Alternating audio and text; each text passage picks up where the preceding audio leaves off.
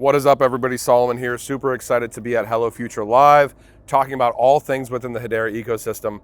I've got to say, one of my favorite bands in the history of bands has got to be Pink Floyd, to the extent that I think when I was 18 or 19 years old, we went on a camping trip and I was listening to Pink Floyd like nonstop, where my wife actually had to hide the CD. Today, I'm excited to have Scott Page. Scott's a rhythm guitarist, a saxophonist within Pink Floyd. Yep. You guys have your own band now. You're building your own platform as well. Yep. To start out, I kind of always like to get a bit of a background because you're involved in the crypto space. You're involved in the Hedera community. Can you talk about what brought you into crypto? What brought you into Hedera? Okay, so I've been a serial entrepreneur, been in technology for quite a while. You know, I grew up in a family of entrepreneurs. My father was, we had lighting businesses, boating businesses, candy business. He was actually one of the inventors of the wah-wah pedal, the famous guitar pedal, right? And then Sound City, the studio. And I grew up on a television show called The Lawrence Welk Show, which was a variety show that was on TV, right? Every weekend, it was the big thing that was happening. There was only a handful of channels on TV, but that was a big show. So I grew up around that stuff, and basically I wanted to have three things in my career. I wanted to have three. It was so funny when I was a kid. I said, I want to do three things in my life. Okay, one, I'm going to be a musician, and then I'm going to do, I want to be business, and then I want to do documentary, right? That's my whole thing. So I'm like, on the documentaries, I've been collecting for like, I've got this massive collection of stuff, like just crazy, all my entire life, thousands and thousands of photos and all that stuff, which I just now put on the moon. It's going on the moon on a space, on a Falcon 9 spaceship on a special hard drive that's going to last for 1 billion years, is getting sent up on the moon here pretty soon. So I put all that stuff, but you know, basically, you know, became a serial entrepreneur myself. I've done 4 businesses, and they've all been around technology. The first company I did was that took off was a company called Seventh Level. We took that company public. It was a NASDAQ company. And then basically that was where I did the world's first interactive musical cartoon. This is before Web 1. Wow. This was CD-ROM, right? Where we were dealing with 386, 25 megahertz Windows machines with 4 meg of RAM, and we had to have animation and music and all that stuff happen. And especially when Windows was eating up 2.5 meg of that for us. So you had 1.5 meg to blit freaking animation on the screen, tie music to it, and make it interactive. So those were real pioneering days. So at that time, we did that, and then we built all the Monty Python series. I produced Complete Waste of Time. I did all those projects. So I've been a game and in the multimedia space for quite a bit. It's actually, I've been in so long, there's a book called The 50 Pioneers of Multimedia, and I'm in that book. So that shows how old I am. But I'm very, very thankful to be in that. It's actually pretty cool. But yeah, so being around the entrepreneurs, so I've launched, this is my 4th company, Loot8 right now. They've all been in the technology space. So I've been around technology now for quite a bit. I mean, that's been my thing. It's been sort of I'm one of those guys that's like, I understand artist and musician, because that's what I do. I play music, I make stuff, and then I also now have a pretty good sense of technology.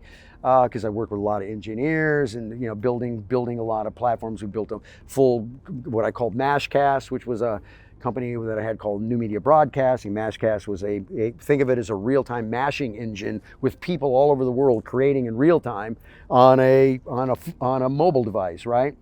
And so we did all that. Obviously got killed when that 2008 downturn happened. That hurt.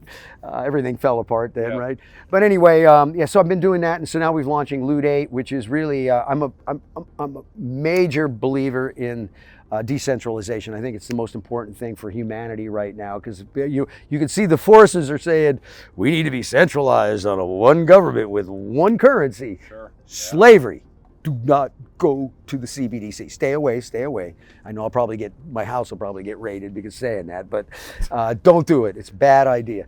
So anyway, it's been around this tech stuff. So we launched Loot8, and why I'm into this tech, why I'm into it so much is because I believe Web3 and NFTs and stuff in general represent freedom for the people. I mean, freedom, seriously, freedom, because now we have a way to basically take back the power of the currency and stuff where it's back in the people's hands, not all this third-party stuff, kind of, you know, the things. We got a chance to take back the relationship and own that right now. And so that's why I've been so focused on this area. But anyway, just real quick on Loot8. Loot8 is a platform we've been building for 2 years, 20 engineers. my business partner happens to be one of the top CTOs in the world. He's multiple Fortune 500 guy, big DeFi maxi guy. He's got patents in blockchain. He just got 3 patents awarded to him in quantum. He's like this guy's a brainiac. So we built a fully enterprise system to solve the issues that we see in this space. How do I onboard somebody, a brand, an artist, a business, whatever? Because I believe NFTs are going to basically be everywhere. I don't care if you're a yoga studio, a bar, grill.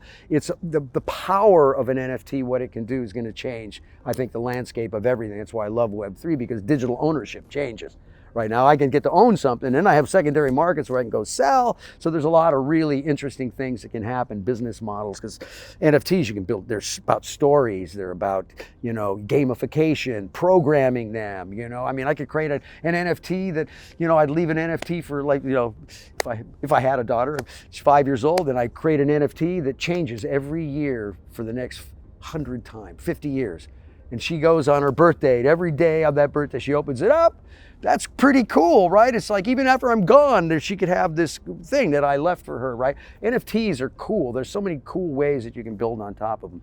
So anyway, so Loot8 solves the problems of onboarding a brand instantly, quickly, easy, simple. Second part is, how do I onboard a brand, their customers? Right now, I got to go get a MetaMask. I got to go through seed phrases. I've got to go through it. It's sure. Too much, right? And then the third thing is, now once I have them, how do I communicate with them? Oh, come over to Discord. That's easy. Discord's like, that's a user-friendly application, right? I built applications, I'm still trying to figure out how they got that to go through. I just can't imagine why people adopted that, but no offense, Discord, because I know it's a very important part of the community and everybody's doing it, but man, that is painful.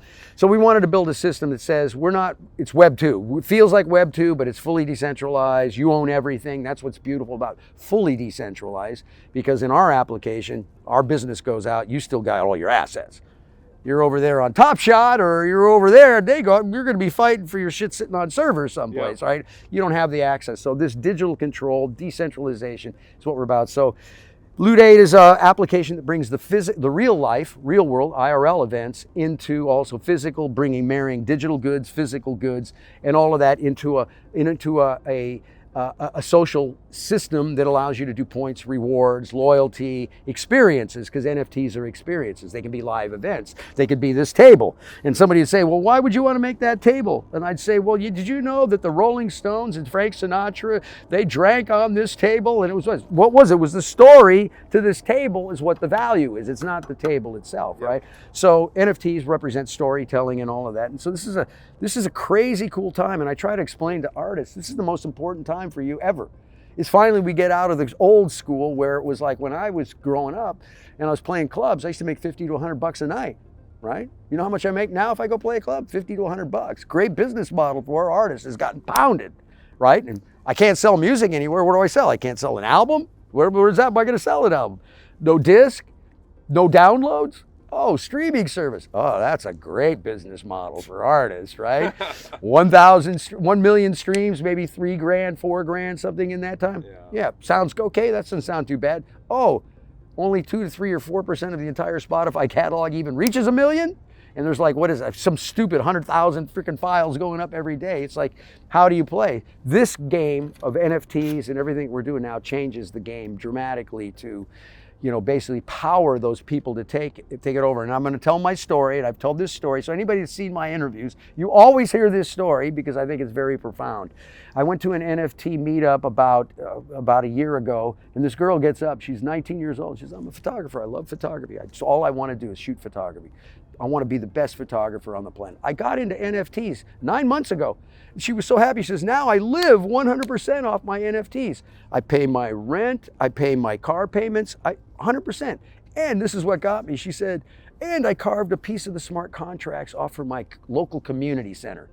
And they've already received 2.5 ETH. And at that time, it was $10,000.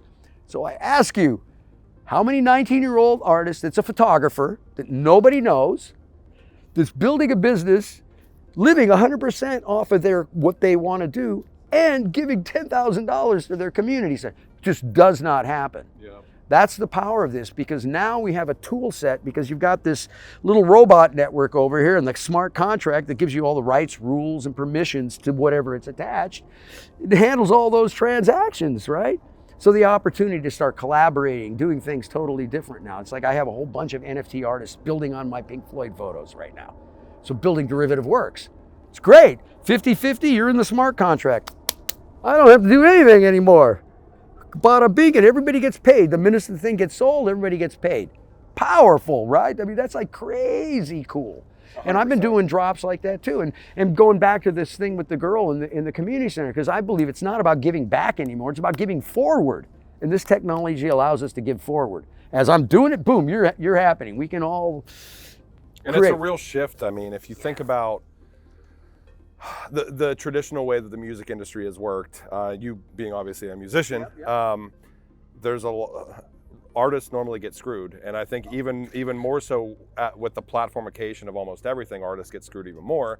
And then how do you even make a name for yourself as a musician, where with crypto, with NFTs and everything else that's coming down the pike, it's really not necessarily even about the creator economy. It's about, like you mentioned previous to the relationship economy, and actually connecting with a fan base. And then it becomes more about talent and more about skills and more about what people care about, instead of just this oligarch of corporate America trying to tell people what is good or what isn't good. Yeah, there's two things I always try to tell every artist. There's two things that happens. One, it's not, the first thing I always ask, I say, I teach this thing called SPACE, which is story, plan, army, conversion, education. It's a business concept, right? It's all about the story. Once you get the story, that gives you the keywords, the things that now I can growth hack against to find my audience, all that stuff. And then the plan, we go into lean startup things, we go through that process. But the idea is, the most important thing that people need to understand, it's not what you stand for is more important than what you sell. What you stand for, what problem you're solving. Every artist I talk to, I go, first thing I ask them is, what problem are you solving? And they're like, dude, I sit around, smoke fatties, and write songs, right? It's like, well, that game is a little different. That's a hits game. That's tough today, right? That's a tough game. So it's really about, what do you stand for? So when they start going, I came from Cincinnati, I'm a guitar player, and I lived out on this farm, blah, blah, blah. I said, nobody cares about that story, dude. It's like, it's great. It's fine for backstory, but it's really not the story that matters. The story matters is, what are you solving? What are you standing for that's so important? Like, if you do, because then when you're as an artist, I'm out there talking about the problem I'm solving, less about me, right? Because right now it's all by me, come to my show, buy my stuff, right? It's like, we're at a point now where people want to get behind people that are actually doing something that's solving, helping, and good. And this can actually work out well for the artist too, because that's a way for them to monetize too. And plus, once you understand that, I can find people that care about what I'm doing. Because once I know, that's why the story and the keywords and the phrasing and the center, that's like the core to the whole thing, because from that, everything drops out, right? So this is, like I said, this is a different model. Artists need to start thinking differently about the experience. It's not just about making the record and then what? Okay, I made a record. Because with NFTs and this record, now I can bundle freaking cool ass experiences, pieces of art, things that can happen. I mean, there's all types of unique experiences we can do. And I think that's a big part of where we're going. It's all about the experience. And that's why I love this NFT so much, because of my background in interactive entertainment. It's the same thing. I've already been thinking this stuff for like a zillion years. So when I saw NFTs, I went, dude, I'm right at home right now. All I think about is, like, how to make interactive, how do I create an experience, how to make that all happen. And it's the same thing, because when you're doing this, CD-ROM or interactivity, it's like, okay, if the person does this, well, then what happens? Right? And what if they go this direction? So you start thinking about it. It's the same logic. So from an artist's point of view, they need to start thinking about, like, what is that experience? How can I create something? Whatever I'm going to make, what's the story behind it, right? All of those things. So they just need to retrain themselves. But, you look at guys like Spotty Wi-Fi, right? Any heard of Spotty? Anybody? Probably not too much. There's a few of us from the community, right? Spotty's killing it. He said he was 38. He was dropping out of the business, didn't have a shot, jumped into NFTs. Now he's multiple seven-figure guy. Wow. Right? And continually putting out drops. So this is incredible tool set. We just have to wake people up to get them on board, right? And again, what Hedera's doing is great. I mean, I love the way they're doing their platform. And our platform is, we run across all platforms, right? So we will adapt into the Hedera as we go forward, especially when there's people on Hedera that want to do it. That makes total sense. But yeah, it's crazy time, brother. I'm glad you're here. And anybody listening, I know that you're here, and that means that's important because you're getting educated, right? We have to learn. Be curious, keep learning. That's the most important thing, because we've got some challenges here with humanity right now. Watch out for AI. That's what's coming on fast. And so anybody that's not in the game right now, learning, trying to figure out what's going to happen, it's going to be a sad day. Well, tell us a little bit, Scott, about, where can we go to find out more about Loot8 and what you guys are building? So go to so if you go to Loot8, Loot8.io, that's our website. And then there's actually a little, you'll see a superhero saxophone player, which my team made of me, right? And it's got a QR code, scan it, and you can go through the process and just use your social feed, boom, builds fully decentralized system for you. And we're actually getting ready to launch, full-on launch. We've done all of our beta, but we're actually doing our launch in about 4 to 5, 6 weeks. And our application is, you can build also things on top of the services, because we can embed the location stuff, or you can embed the mintings. I mean, it's like a system, right? We're taking it into the SocialFi space right now, because we see that, because if you look at what's going on with Friend.tech, they did $300 million already in the past 7 weeks. That's a big deal. Right, now, there's things I don't care about what's happening, and I know we're learning a lot about this, and I actually just had a conversation with somebody about, bad idea, all of that. Well, there's just different ways to do that. Our model is, first of all, Loot8, we're taking company public. We're just about ready to do we're doing a reverse merger as we speak. We just announced that the other day.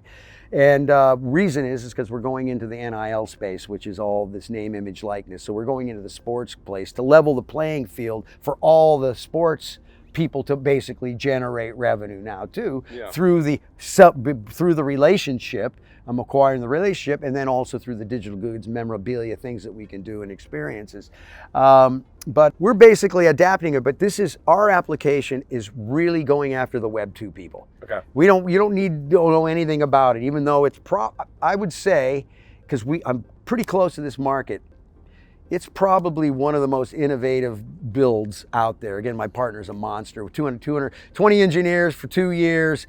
These are guys who've been working together in the protocol space for long. It's actually really it's a complete Web3 system and we've been under the radar, and we're just coming out.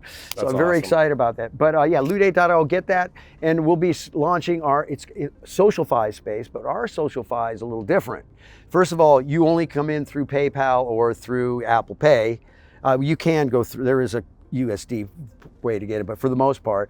But it's also got the SocialFi, but ours is a little different because we use SocialFi instead of losing. So let's say you come in, just so people understand, the idea of this is you're buying access to that personality, whoever it is. It could be a business, it could be an artist, it could be whatever, somebody you care about. So you buy in, and we call ours our brand is EXP, Experience Passports. Mm-hmm. So Experience Pass, EXPass, right?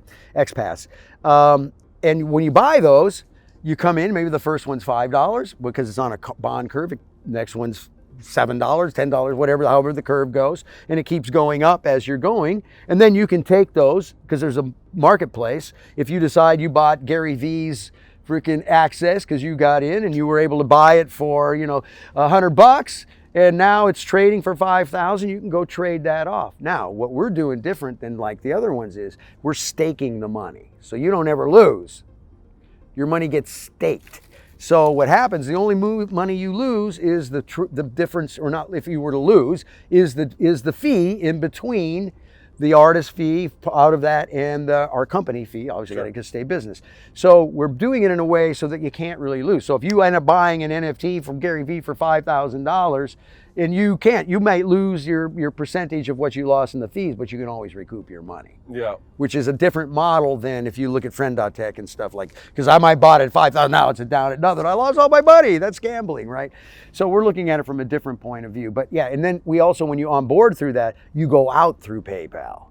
So now I can bring on anybody, right? Yeah. So it's a different model. So we're getting to launch that using that model. That's coming out in the next 5 weeks, and we're going to basically start with 100 codes to just start people into this thing. And so that's what we're doing. Loot8, Loot.8.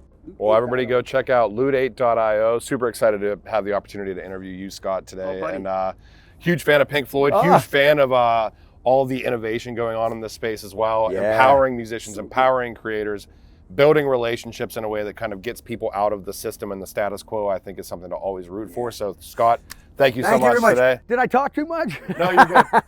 Thanks, Scott.